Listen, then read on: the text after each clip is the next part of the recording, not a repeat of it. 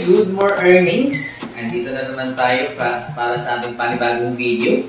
Ang Junmar Tumaran pala, one of the business consultant ni Unify. So anyway, magtatansak tayo ngayon about sa PSA. So may client tayo ngayon na kukuha daw ng birth certificate. Okay? Now, ang gagamitin natin na platform o yung gagamitin natin na website yung tinatawag natin na PSA Helpline. So last time, nagtansak tayo yung ginawa nating video last time, serverless naman po yun siya. So iba naman tong dito sa PSA Helpline. So i-try natin ngayon yung PSA Helpline natin. Okay? Now, ang unang gagawin natin, syempre, mag-direct tayo doon or mag-search lang natin doon sa browser natin yung psahelpline.ph. So i-search natin dito.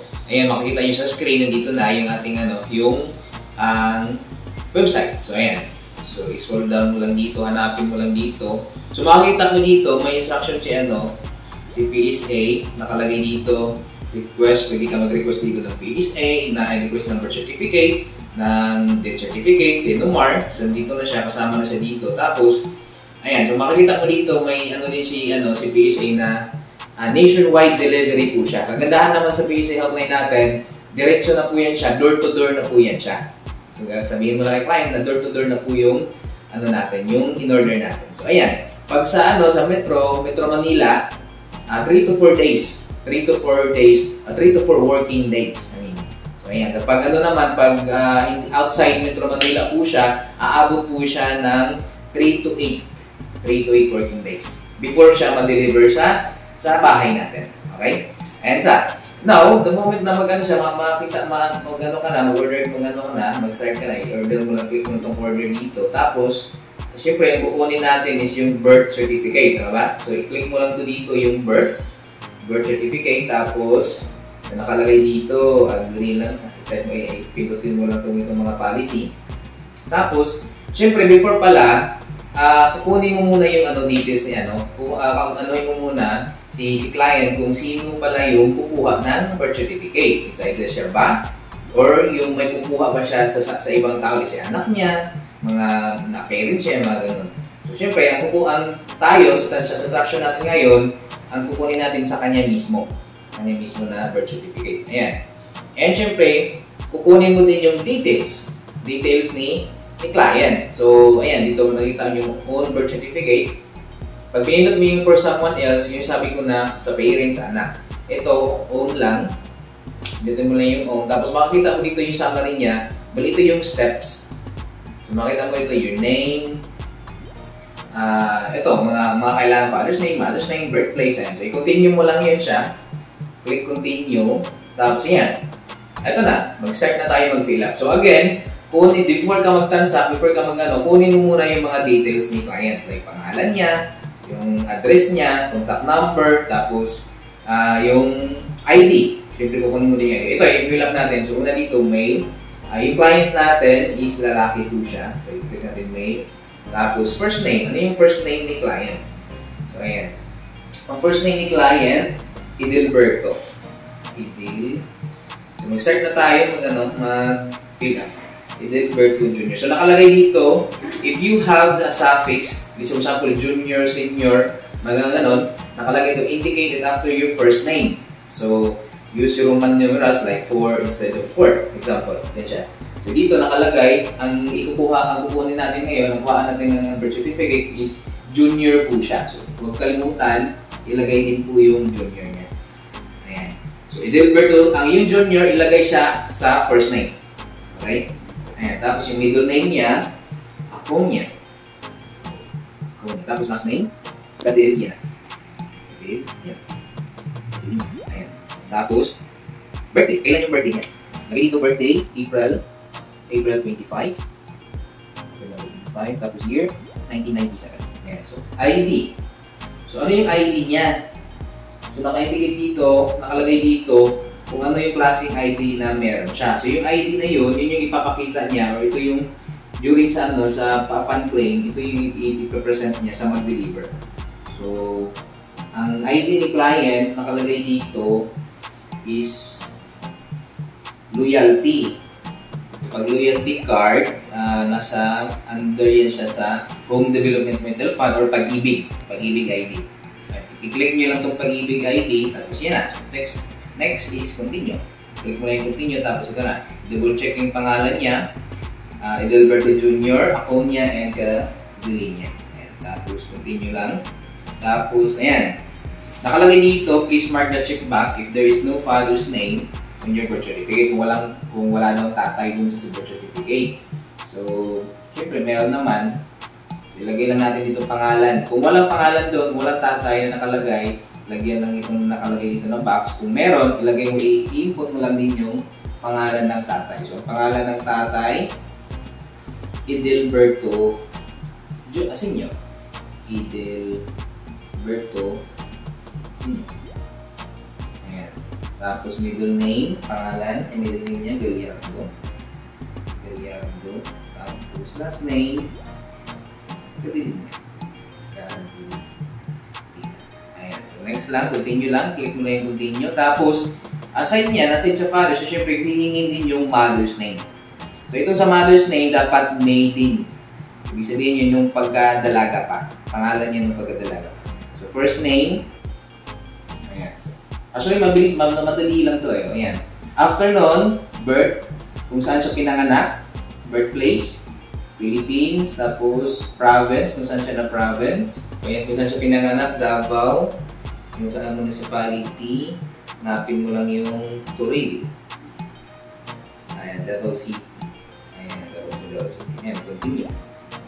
Tapos, aside yan, nakalagay dito, late registered ba si client or not. Pag late registered po siya, ipindutin lang nakalagay dito. If late register siya, click yes. Pag late register, i-click mo lang yung no. Ibig sabihin po ng late register, yun po yung pinanganak si client tapos wala pa siyang birth certificate. Nung time na pinanganak siya, matagal pa yung na-process yung birth certificate niya. Kaya sa tinawag na late registered. So, ganun siya. So now, pag late registered si client, ilagay mo lang dito, yes, tapos kunin mo yung kung kailan siya pinanganak, kung kailan siya na-register. Ganun siya. Now, sa case natin today, is hindi po siya late register. So, i-click lang natin yung no. Ayan. Tapos, ang purpose. Anong purpose ng, bakit siya kumuha ng birth certificate. So, ito, nakalagay dito, passport, school requirement, local. Anong reason niya? So, i-click lang natin kasi nga si client is gusto na mag-travel. So, ayan, click mo lang yung passport travel. Tapos, nakalagay dyan, select country. Anong country na niya? Gusto niya mag-travel? Singapore. Ayan, sa Singapore daw. So, sa Singapore, hanapin mo lang dito yung Singapore. So, continue. Tapos, nakalagay dito for legal or administrative proceeding. If there were any legal proceeding previously done with it. So, none. Kung ano mo lang ito, click mo yung none. Wala lang naman. Tapos, ayan. Nakalagay dito, your delivery address and contact information. Kung saan i-deliver yung birth certificate natin na name or yung pinasas. So, nakalagay dito door. I-click mo lang dito, it's either door-to-door or pick-up. So, ang i-process natin is door-to-door. Gusto ni client na i-deliver mismo sa location niya. So, ang location niya, i-type mo lang dito, street number. Ayan. So, ayan, address tayo, iyan mo lang yung barangay. So, i-fill up lang yung lahat na details, magabil here. Tapos 12, tapos number. Contact number ni client. So, 0936-566-3229. Tapos email. So, ayan. So, makikita mo dito yung ating reference number. So, after nun, makikita mo dito, ito, screenshot mo lang yun siya. So, yun na yung reference number niya. Tapos, makikita mo dito yung mode of payment. So, may mode of payment dito, credit card. Pwede mo siya bayaran sa credit card. Pwede sa GCash, kung may GCash ka, Maya, ShopeePay, or bayad online. Or pwede rin sa 7-Eleven, bayad Sintel, pwede rin sa Palawan, Banknet, DragonPay. And today, for today's video, syempre, babayaran natin siya sa system natin, sa Unified mismo. Okay? Sa Unified. So, ayan. I-copy mo lang yung i-copy mo lang yung reference number natin, tapos diretso tayo doon sa Unified application natin. So, So ayan, magbabayaran na natin siya sa system natin. So i-click mo lang yung ano natin, yung system natin, pasok ka lang, click ka lang. So makikita mo dito, so syempre may fund tayo. So makikita mo dito may 400 tayo. So pupunta ka lang doon, pag magbayad tayo doon sa PSA Helpline, magpunta ka lang dito sa bills, tapos hanapin mo lang yung bills dito. Pero para mamadali ka, yung sabi ko, add biller lang. Search mo lang dito, pindutin mo yung add biller, tapos search mo PSA Helpline. Ayan, ito yung PSA Helpline natin. Tapos, ayan, i-input mo lang dito, nakalagay dito, reference number. Yung sabi ko kanina, i-save natin yung reference number, tapos yung 11-digit mobile number, tapos amount. So, ayan, so lagay mo lang dito. Reference number niya, 238101 5657. So 2381 01 5657 and 11-digit number 91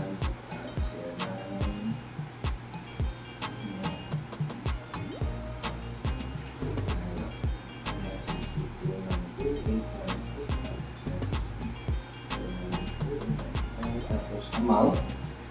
So yung amount niya is 365. Proceed.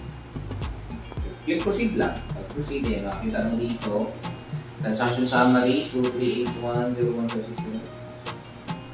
Tapos ayan, so wala po siyang charge.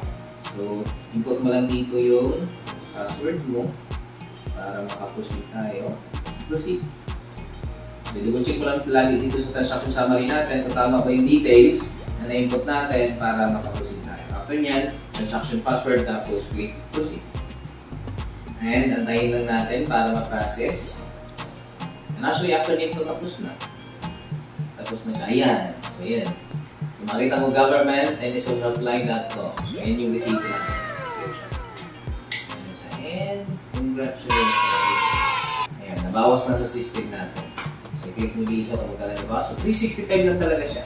So, wala na siyang extra charge. Pag sa system natin, wala na siya. Kung magkano yung 365 yung capital natin sa pagkuha, yun talaga yung babayaran natin. Na kung gusto natin na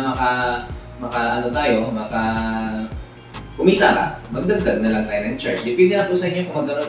Sa akin, personally, hinihingi ko is 500 talaga yan. So, meaning may 100 na higit ako yun, 135. Diba? So, yun yung hinihingi. So, depende na po yan sa atin kung magkano yung i-charge mo. Kasi again, ang binibenta naman natin dito is convenience ng tao, di ba? Ang instead na pupunta pa sila doon sa PSA mismo, mamasahe pa, magta-travel pa, di ba? Malayo, pipila pa, di ba? So sa atin na, so, ang binibenta kasi natin dito, yung convenience nila, na hindi na sila pipila, mapapagod na doon, di ba? So yun dyan, ganun na siya kadali. Pero dito, sa pagpaprocess natin, sa PSA Helpline natin, may mga disclaimer lang tayo. Una, disclaimer dyan. Siyempre, di ba sabi ko kanina na kailangan kunin natin yung details ni client. Tapos kailangan din na kumpleto. Diba? Kasi what if magkamali tayo mag-input, makamali tayo mag-ano. Tapos aside nyan, siyempre yung sabi ko na late register ba siya or hindi. Kapag late register kasi siya, tapos diniretso natin, nilagay natin na no, ang mangyari kasi niyan, ang lalabas sa mapaprocess natin sa system. Pero kaya lang, ang lalabas niyan mag-negative. So negative po yung result. Ang dadating po sa client, negative po nakalagay. So wala po yan siyang walang details. So hindi talaga birth certificate ni client ang darating. So yun po yung lang natin, i-aware lang kumbaga. So ayan. Don't worry, yung natin is friendly naman to yung PSA Helpline. So mabilis na talaga yan siya. Basta alam mo lang talaga yung yung paano i-input, paano yung details. Basta ganoon na siya mabilis talaga actually. After nyan, bayaran mo lang dito sa system natin. After nyan, okay na. So antayin na lang yan ni client doon sa kanila, doon sa kung saan yan pinadeliver. Antayin na lang niya doon na darating yung kasi tatawag yung magdi-deliver sa kanya, tatawag yun sa number na nilagay natin. So yun yung tatawagan niya talaga. Tapos pagtawag noon, eto take note, kailangan pagtawag noon automatic masagot ni client kasi nga may times kasi na si delivery boy is medyo marami din silang dinideliver. So pagtawag niya, pag hindi sumagot, pag 2 beses na tumawag, hindi talaga sumagot, aalis na yun si delivery boy. So pag alis niyan, ang mangyari niyan, hindi niya na ma-deliver ulit. So, oras na lang kung ipa-ano na ulit natin, ipa-deliver ulit natin. So, kapag hindi yan siya ma-deliver within, sa loob ng isang buwan, ma-forfeited po yung pre-process natin. So, ganun po ang mangyari niyan. So, syempre, pag deliver niyan, syempre, ang mag-receive niyan, tayo, as nag-process, or yung nakapangalan kung sino yung mag-claim, dapat nandun siya talaga yung mag-claim. Hindi i-release po yan ng delivery boy kapag hindi siya ang nag-claim. Kasi ang hahanapin po yun, ganun po sila ka-strict. Kasi nga, personal ano mo yan, PSAV or ano mo yan, birth certificate mo talaga yan siya. So, ang instruction lang ng PSA sa mga nagde-deliver, hindi nila yan i-release, whereas na lang kung ikaw talaga yung may-ari. Or ikaw yung nakalagay sa kung sino yung receiver. Kapag hindi receiver, tapos yung nag-claim hindi receiver, hindi talaga nila yan i-release. So, yun lang yung ano niyan. Yun yung dapat natin ma-aware. So, siyempre, i-present din yung ID. Kapag mag-claim, upon claim, i-present yung ID kung ano yung sinabi natin, o ano yung nilagay natin dito na ID. So, kanina, yung sa case natin kanina, Pag-ibig ID yun. So, yun yung i-present niya. Yun yung ipakita niya sa deliver. So, ma-release na yan siya. Ganun lang siya kaano. So, ayan. So, again, thank you so much sa inyo. Thank you so much sa pakikinig. Hopefully, may natutunan tayo ulit sa ating sa short video tayo, sa short tutorials natin. And see you sa next video tutorials natin. And once again, Jumar Tumarong is one of the business consultant TV. Bye-bye!